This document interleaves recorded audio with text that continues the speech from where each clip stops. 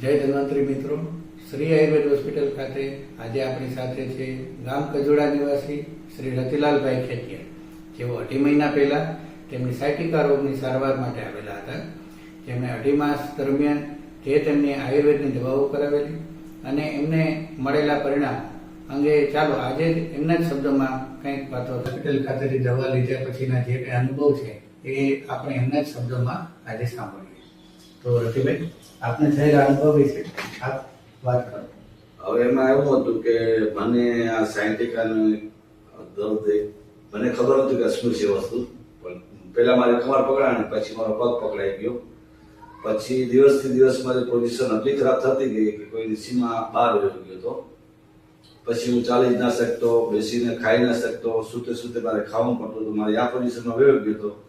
અને જ્યારે હું છેલ્લે અહીંયા હોસ્પિટલમાં આવ્યો ત્યારે મને જોરીમાં નાખીને લઈ આવ્યા હતા 4 જણા ઉપાડીને. પણ તમારી આયુર્વેદિક દવાથી મને સારું થયું. બરોબર છે, તો અહીંયાથી મને રિઝલ્ટ મળ્યું. એટલે 2.5-3 મહિનાની સારવારમાં હું હાલતો ચાલતો એકદમ સરસ મજાનો થઈ ગયો છું. તો આપ સૌ જોઈ શકો છો કે આયુર્વેદની તાકાતથી આમણે એમના જૂના અને ગંભીર રોગની અંદર ખૂબ સરસ પરિણામ મેળવેલ છે. તો આપ સૌ પણ અહીંની હોસ્પિટલનો લાભ લો, આયુર્વેદનો લાભ લો.